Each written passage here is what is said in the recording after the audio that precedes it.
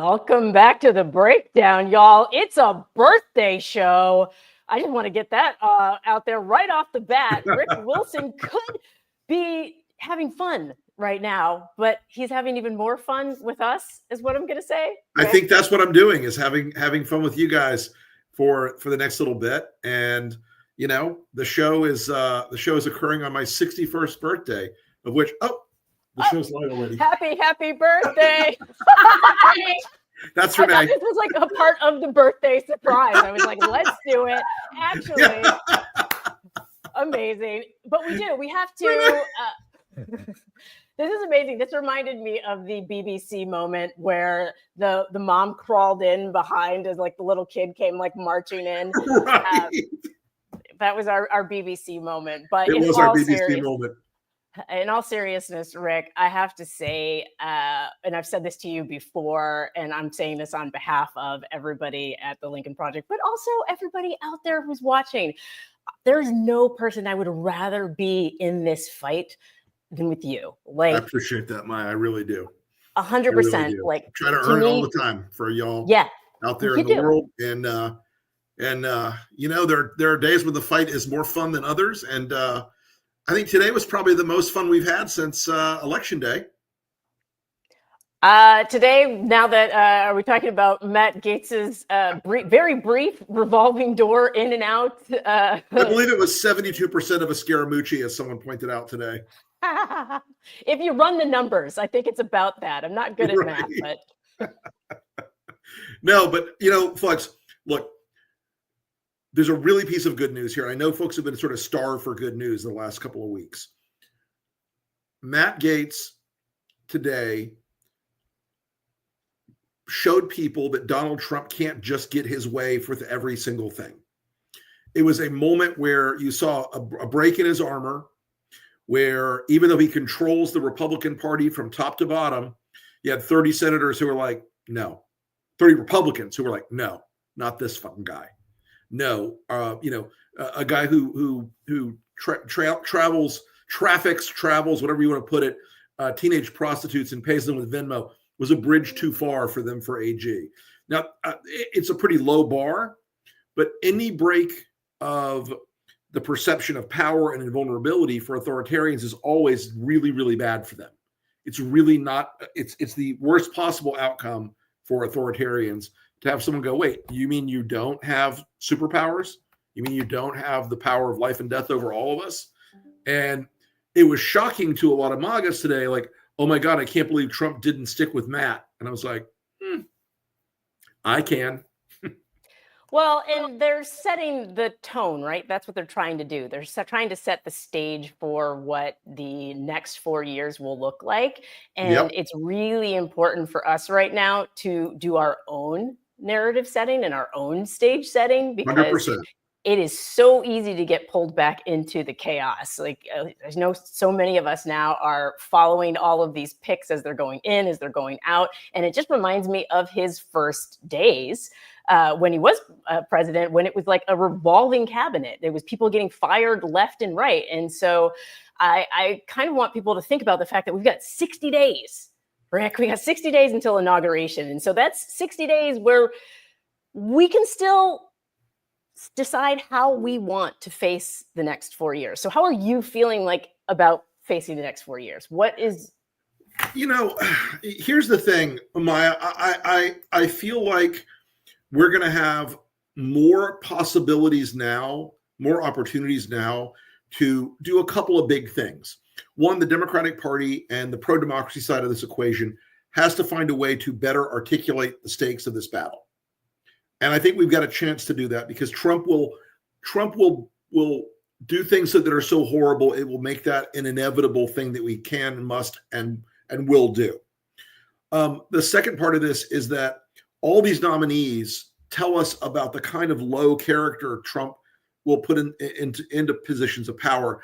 And you know, there's Ralph Waldo Emerson once said of Abraham Lincoln's cabinet, his team of rivals, he said, the Lincoln administration was the lengthened shadow of one man.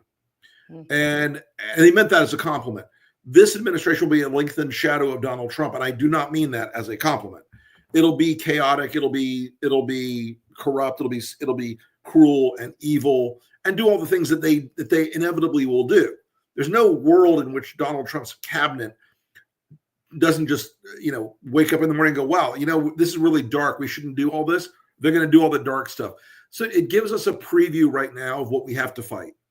But it also tells you a lot of these people are not the sharpest tools in the shed.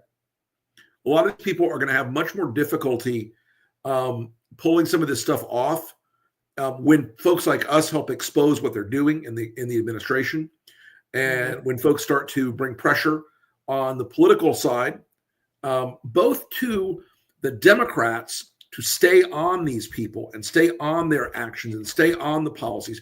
They need to not slip back into that comfortable Washington, my honorable friend across the aisle. Yeah, no, none of that. That's not what these people are. And finally, and I think the battlefield preparation for 2026, with the House that's closely divided, with a more positive Senate map for the Democrats next time, it's really important to keep November of 26 in your brain as we go and fight these fights, because if we can short circuit Trump having a majority, I'll take either house back, House or Senate, either one. If we break the majority of Republicans owning all three parts of government, that gives you a chance to make the last 2 years of Trump's term, relatively speaking, less dangerous and horrifying. So that's sort of where I'm looking at the next 4 years. And ironically, I've thought about this a lot the last couple of weeks. I haven't done a lot of TV. I haven't been watching a lot of TV. I've been writing and thinking.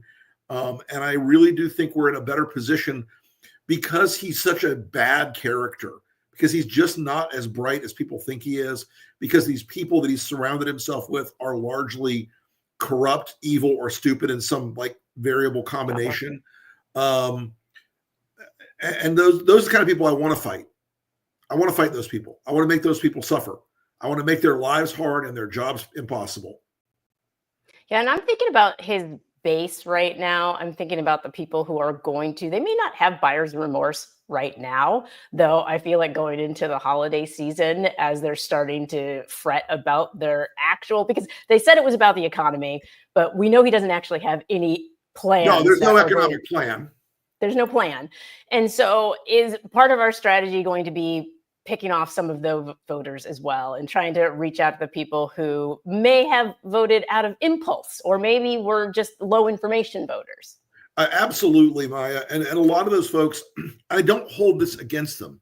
A lot of these people were low propensity voters who came into this election late in the game. A lot of the younger voters had never heard of any of the scandals around Donald Trump, which blows my damn mind. But new 18-year-old voters this year were 10 during Access Hollywood, were 14 during COVID. So they weren't really as framed about the risks they were taking. So we will be talking to folks who thought this was an economic choice. We'll be talking to folks who thought this was a choice about jobs or their individual prosperity, because we know that it wasn't for Trump. Yeah. And I feel like when I'm hearing and I'm talking to people right now, I'm hearing a lot of angst. And that's something that we can't ignore. Like across the board, this angst that drove these young white men, this 18 to 29 demographic to Trump, is real. Like I can completely 100%. acknowledge it. And so they become ripe for the picking. And so for me, I'm like, how do we make the young white guys happy again? Because happy white guys don't try to take people's rights away. So I'm like, what are we gonna do? I don't know if we're gonna make them happy, but I do know that we'll be able to demonstrate for them pretty quickly in this process that everything Donald Trump told them about the prosperity he was promising them was a lie. Because it was. The tariffs that he wants to do, the restructuring of the economy the way he wants it under crony capitalism, the giveaways you're going to see that the young people are going to see guys like Elon Musk and Peter Thiel and this billionaire class getting gigantic, enormous, ridiculous tax breaks while they are left footing the bill. So I don't think a lot of the things that he's promised and that a lot of these younger male voters expect are deliverable, except in the negative side. He can certainly deliver the tariffs, and that'll have a disastrous impact for them. Yeah, and I'm just wondering how they're going to feel, because they're going to be angrier even in when all this stuff starts to play out. And so then it's going to be a point of like, how is that fear or that anger going to be either misdirected or healed? Like, because I'm in the healing business. Like, I am trying Sure. to have empathy for people, but I'm seeing the rage and hate. Like, they won, and they are still so very They're angry. the angriest winners I've ever seen. I have never seen anybody win a race and feel so shitty about it. Yeah, It strikes me as just bizarre that they won the presidential race, and yet every day I see nothing but just pure rage on their part, and a critique of the imaginary demons that they think are out there. You know, if communism was so strong, it did a pretty shitty job of beating Trump. You know, but look, the opportunities for us to expand the moment of helping the Democratic Party get back on track. Mm-hmm. And look, everybody who thinks that democracy didn't count in this election, it may not have been enough, but it was never unimportant. It was always important. And having people articulate some of those values back to the American people again, get away from the 700-page policy documents and get into the world where you're talking about how you view the country, how you think about being an American. What are your values in that space? I think that's something that Democrats, we can help them do a lot. Because look, folks, we weren't able to win this election, but the Lincoln Project, we've been studying all of our metrics, all of our voter files, all of our polling data. We moved our voters. We did it again. Now, it wasn't enough this time, and I wish it had been. I wish to God we could have moved the rest of them. But given what we had to do and the resources we had to do it with, we targeted those 4 states very carefully. We moved our voters. We got them out. We moved them. And I wish we had been in a better position to move more. But the national campaign, had $2 billion and we had 20-some million. So that seems like a lot of money, but in this electoral space now, it's not as much as it used to be. That used to be real money. The 1988 campaign, the first campaign I was ever on, each side spent about $50 million. The Harris campaign spent $150 million doing canvassing in Pennsylvania, which I'm not sure worked as well as they thought it would. But look, we're gonna try to help on the message front, on the disruption of Trump's plans, on pushing people to realize what the stakes are in 26. And I'm making sure that folks who are watching the show, be of good cheer. I know it's tough, man. I know Maya, you and I have talked about this. You can feel the darkness pull at you some days. Oh, yeah. But he is not invincible. He is not a superhuman. He's not even that smart. He's got a big advantage in media. He's got a lot of bad people around him. Folks, it may be David and Goliath, but I'd much rather have the stone in the sling that we have to go at him than just fear and oppression on their part. We have an obligation as Americans to fight for our freedom and fight for this country. And that's what we're going to do. So yeah. And I agree. And Rick, here's the thing. I think this is a wake-up call that January 6th, I had hoped would be a wake-up call. I truly do feel like for the people who have been apolitical, who have been letting democracy run on autopilot, who haven't been involved in their local communities, who aren't aware of how a bill becomes a law, like all of those things that I grew up with in my generation that are missing in today's time for a whole lot more Schoolhouse Rock. We bring back Schoolhouse Rock. Actually, that's what we're going to do for the next 2 years is make Schoolhouse Rock videos. But in all seriousness, I feel like there were a lot of people now, and these are people in my life, people that I come across who hadn't been paying attention to the election, who didn't know what was going on. I feel like a lot of those people over the next year are going to go, oh, oops. Right. And I think then that's when, Democrats, that's when we have to be there to scoop them up and say, hey, come to the good side. Because Yep. Right now, it feels like the dark side is going to be weaponizing fear, even when they've won. Like they've already won, but they're still weaponizing that fear. And so I think it's important for us to like round up all the folks who are now wondering, going, "Oh my 100%. God, how did we get here?" Yeah, I mean, and part of this, I keep going back to this idea that, we look at this country and people can look at America in one of two ways. It's the beautiful propositional nation that has given generations and generations for now 200 and almost 250 years now, the opportunity, no matter where they came from, no matter what they believed, not always perfectly and not always fast enough, but generation after generation was able to build something because of the system we have in this country. It's not because of blood or soil. It was always because we were a propositional nation. We had an ideal and ideas and a constitution and the law, the rule of law that protected the rights of individuals. And that is a system that is still the envy of the world. And it should be the envy of the world. And I think as we remind people what's at stake, there are better angels in people's minds. It's easy to have one party that always demonizes everything and always talks about fear all the time, but eventually fear just exhausts you. The cortisol gets so high, you just don't process it anymore. And I think some of these MAGA folks are already having some realizations like, wait, they're going to fire all the farm workers and deport them? Wait, they're going to raise the prices of everything at Walmart for Christmas for my kids? Mm-hmm. Wait, what? And I think that the fear boot is on the other foot a little bit by the end of this first year of Trump's term. I think we'll have the fear boot very much on the other foot. Yeah, it's kind of like when the fervor of the mob settles down, it's like the dust settles and people look around and they realize, oh God, what have I done? That's what I think is going to happen. But then I think about the people who worked so hard to try to elect Kamala Harris and who were riding the hope train. We were all riding the hope train. I think it can be very easy to get disheartened because it's like, oh, we were supposed to say, hate won't win. That was Mallory McMorrow's hashtag that went trending with her speech on the Michigan Senate floor. Hate won't win.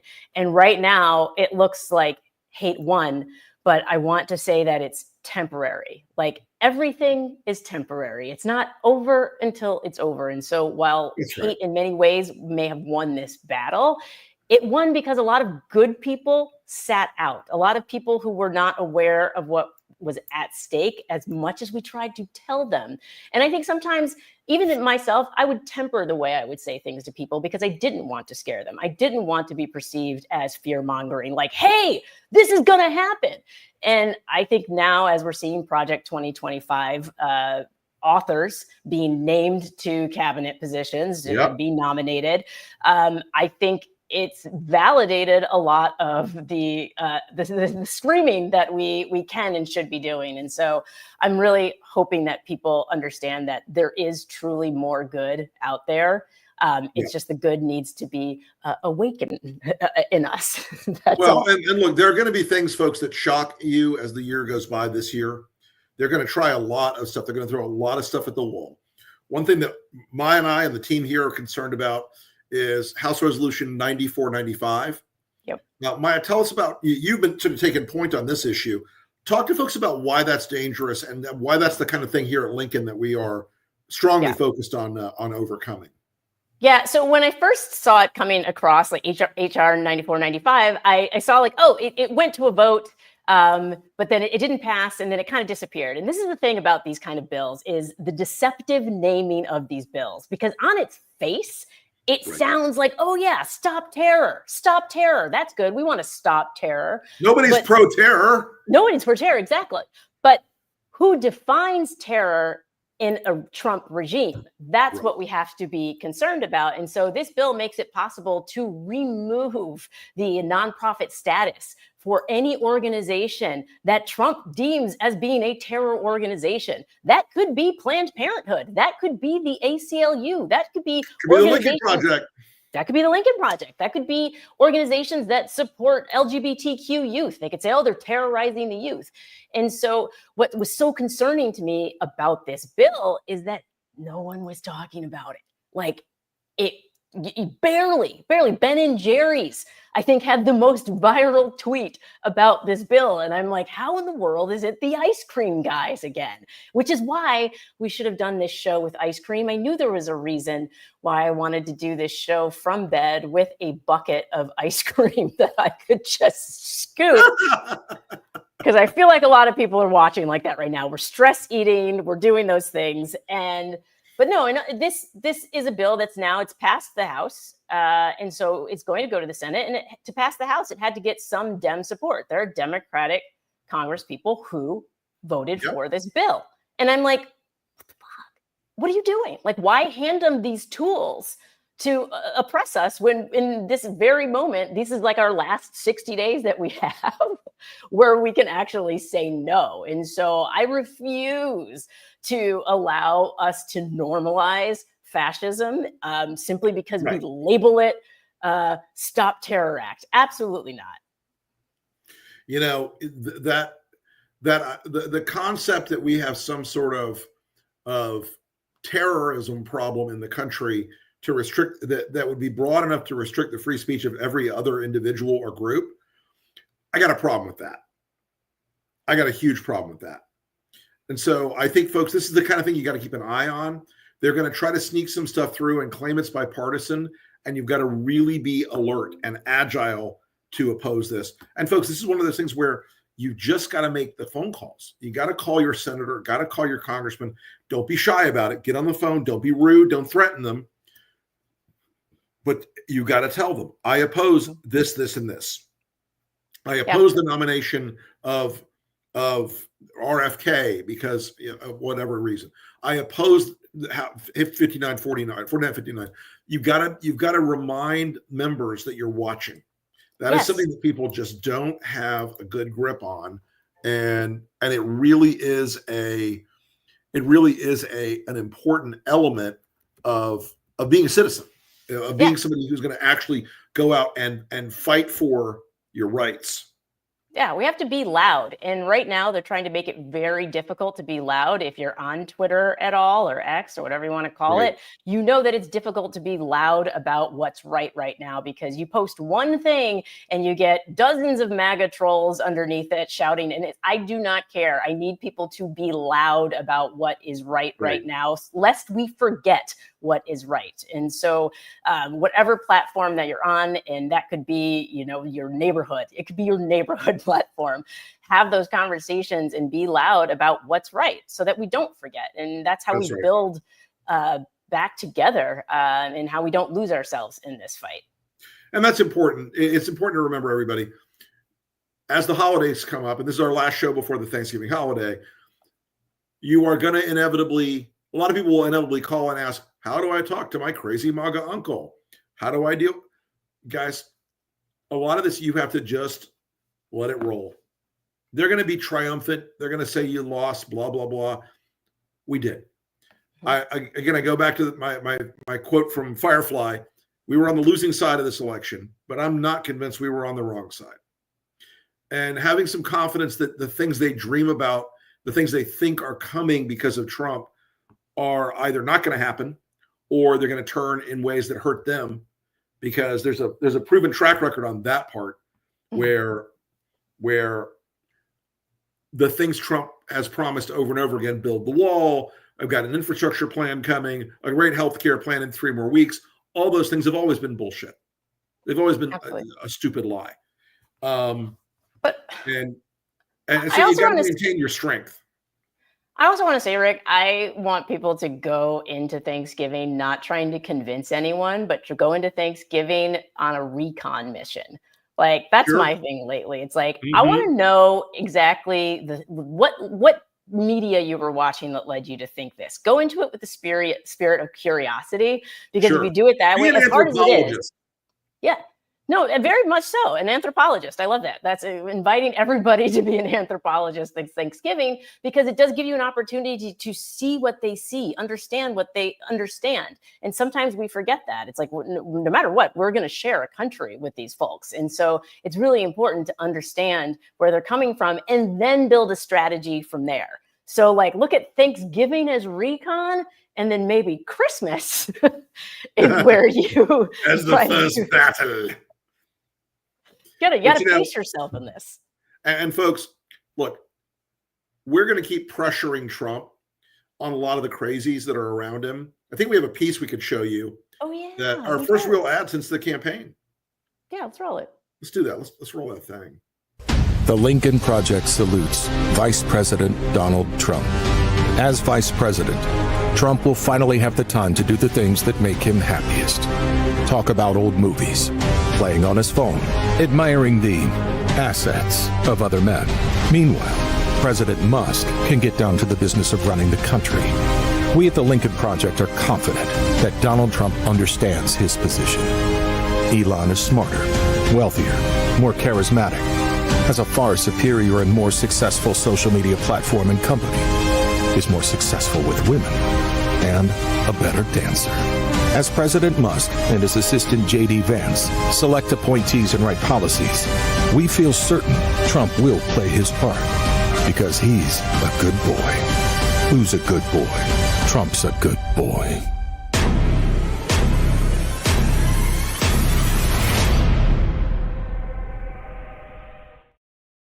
So good because, yeah. It's like, you know what, guys? If I have one goddamn superpower that I can say the Lincoln Project categorically has at all times, it is the ability to fuck with Donald Trump. And one of the things that happens over and over again in the first administration and in his campaigns and in his business life, he finds somebody, he's obsessed with them, he loves them, they're the best ever, and then suddenly they're in Siberia. It's an inevitable pattern. Matt Gaetz is experiencing it right now, this minute. Donald Trump basically let him hang out to dry. Elon Musk will have the same experience, and I mean probably sooner than later. He will one day suddenly not get the president on the phone anymore and will be given to the Deputy Assistant Secretary for Cabinet Affairs instead of being able to call Don directly. It's going to be fascinating to watch. Yeah, Trump trying to put Elon in his place is obviously also going to infuriate Elon. So the back and forth that is going to ensue after that begins is going to be quite interesting to watch because I very much feel like Elon thinks that he owns Donald Trump, I think is. Yes. And he's going to be sorely mistaken when that does not come to pass in the way that he wants it to. And correct. Oh, correct. Elon. Every time I see a Elon. Cybertruck now, I'm like, ugh. We have so many Cybertrucks out here, and I'd like to believe that whoever purchased them, they were just like on a long list, and so they couldn't get out of that purchase, and so they have no choice but to drive that trash can around. Like it is a dumpster that catches fire in 6 inches of water. So, I mean, what's not to love? Yeah, and there might be plenty of water because we haven't even talked about it yet. But the fact is, we still have real, actual problems that need to be solved as a country. Yeah, here and there, couple. Yeah. And we now have an administration that doesn't care, not nary a little bit about any of those problems. Not about nothing. Nada. I'm like, I don't know if hurricane season is over yet, but I do know. So on our end, but you guys are in the middle of the bomb cyclone. Yeah, we have a bomb cyclone. I was like, I'm not even going to Google that because I don't want to know. You're right. You're like, fuck it. I don't want to know. If it kills me, it kills me. I don't want to know. Yeah, not at this point, which is interestingly enough how Republicans approach climate change. So this is why we're in the fight, y'all. We have to bring back some level of sanity so that we can actually solve real problems instead of the manufactured problems like Nancy, this woman in Congress. Nancy Mace. You know, she's tweeted in the last 5 days. Someone gave me the stats today. In the last 5 days, she's tweeted something like 400 times about her whole trans bathroom bill, whatever the hell it is. I'm sorry, folks. Listen, it helped you win the election. I get it. But for Nancy Mace and for the other people that are trying to make this into like an example of how cruel and shitty they can be, That's all you look like, guys, is people who are cruel and shitty and stupid and weird. Yeah. And we've seen this before. Like, we've seen this playbook before. As a Black woman in America, Yeah, I think know this playbook. Yeah. And this attempt to try to shame someone out of existence. It's like they tried to legislate trans people out of existence, but now it's like sending a message like, hey, don't try to be who you want to be in America, and certainly don't try to ascend to the halls of Congress. And so this very much reminds me of how any marginalized group gets treated when they step out of line. And so that's not something that's protecting women at all. And so for her to pretend that it is, and then to try to also invoke her own past trauma and abuse as a way to say that that's why, no, and I'm not buying it. I think she is trying to create chaos, grab attention, fundraise, all of those things, but none of those things are going to help our country solve any problems. So, she's a small person, and the kind of things that they're doing with the particular issue, they had success in the election with it. But it's the kind of thing where if you come out of a legislative body with people like Matt Gaetz and Jim Jordan in it, and you're more worried about trans people than those fucking degenerates, get a grip. I did find it interesting today that Marjorie Taylor Greene said, if we threw every Republican out of the House who has sexual abuse or sexual improprieties, the Democrats would have a supermajority. I'm like, who is this Marjorie? And with the other one. I was like, did somebody hack her account? What is happening? Oh, Rick. I'm glad that you were able to celebrate some of your birthday with us. Well, I'm happy to be here with you guys, and we're gonna go proceed and have a little birthday evening, and love all of y'all. Listen, folks, we will not be back until after the Thanksgiving holiday, but next week, keep your head on straight. Yes. Be an anthropologist, don't go in trying to fight with them. No. Just be an anthropologist. Take notes. It'll help you more understanding what's broken in their brains than letting them try to make you feel like something's broken in yours, because it's not. Absolutely. Happy All right, Thanksgiving, folks. y'all. Have a great night, everybody. We'll see you again on the other side. Okay.